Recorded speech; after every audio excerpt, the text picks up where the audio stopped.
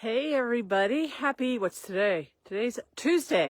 Okay, so today is my last full day here at Bandelier National Monument.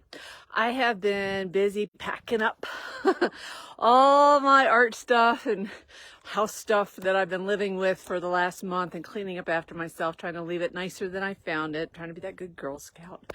And so this is actually my last real walk around the main loop trail. And so I was like, well, why don't I share it? So here, I'm going to give you a quick tour of 3 of my favorite archaeological sites here. So hang on while I turn the camera around.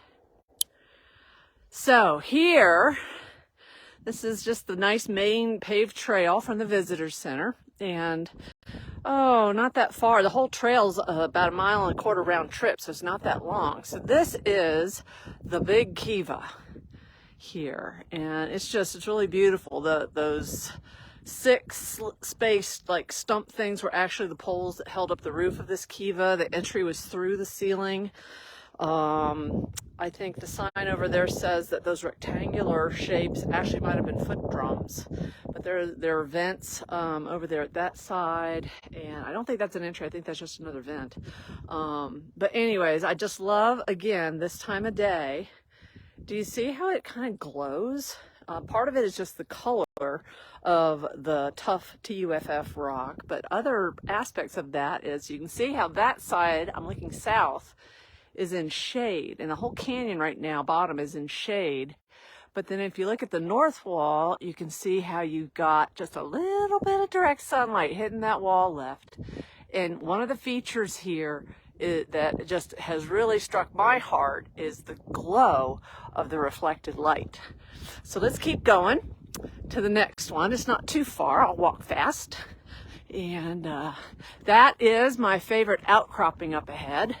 And up on top of that mound that you see, the highest point in this picture, is actually Keone Overlook Trail. And that's from there you can, I can actually make out the signpost up there. You probably can't, but that's okay. That you can look down here into the canyon and see the entire Pueblo from above. It's really cool. A lot of chamisa, beautiful ponderosas, a lot of the junipers and sagebrush. The tent rock formations. It's just been beautiful here. It's been lovely just to come out and sit on one of these benches, which they put in very strategic places, and to just enjoy the sound of the breeze rustling through the ponderosas, the birds. If I'm not talking, you'd probably be able to hear the creek, Frijoles, Little Beans Creek. So I may sign off before I go up there. I'm going to go up there and go live a little bit. There's some cave-8s that we can actually climb into. But I figured I'd keep you here to come into the actual main site of the ruins of the village, the Pueblo village. And it's really quite enormous. And I'm just coming down into the entry. And everything's actually pretty fragile. On the trail, we tapped a couple of fallen rocks, and they were quite breakable. But this was a village that probably housed about 100 people at the time in the canyon. They had smaller groupings made from similar construction up on the mesa tops, up there, and then as I believe more and more folks migrated here, they felt it was important to grow and create larger communities. But it's just fascinating, all of these hundreds of rooms that they've excavated here at the ruins. So I just thought you'd get a kick out of seeing some of where I've been hanging out. I hope you're not getting dizzy with the 360. Now the grass is hiding. This thing is circular, so even from where you see the sidewalk, you can't really tell, but there's more walls of the tough brick and rooms. And so I'm actually standing inside the in the courtyard of the Pueblo right now. Isn't that cool? All right.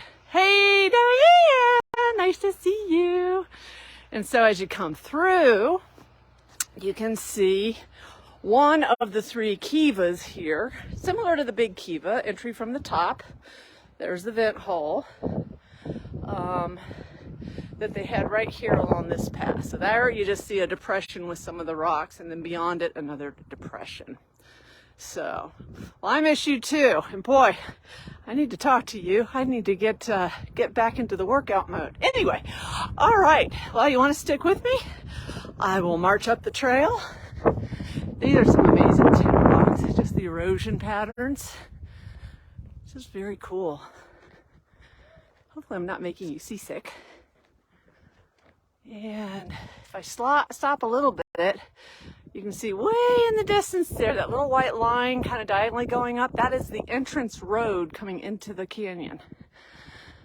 So I was going to do a live yesterday from up at, let me see if I can see it. Woo, don't get dizzy.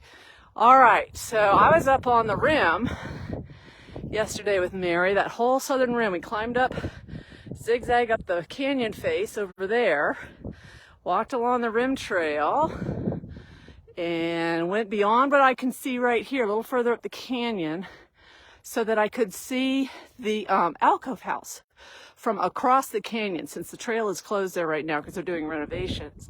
And that's a major archaeological kiva in a huge cave halfway up the canyon face, 140 steps of 4 different ladders you got to climb up to get to it.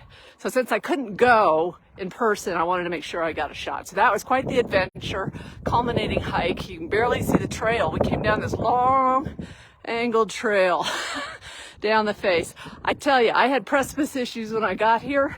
I have, thank you, Lord, because you have helped me deal with them. Because there were some sheer drop-offs we were walking around yesterday. Definitely could not have done that at the beginning. This little bench here was my first paint out location. So let me show you the view of the Pueblo from here. All right. So starting to look down there, you can see the ruins of the circular shape of the Pueblo. When I got here, those gray trees, the cottonwoods, were all still bright golden with their fall foliage. It was just beautiful. All right, y'all are hanging with me. This is great. So we're going up the hill. Still get a little out of breath at altitude. I love how they mark it. 6,066 feet in elevation here. So little girl from sea level definitely has had her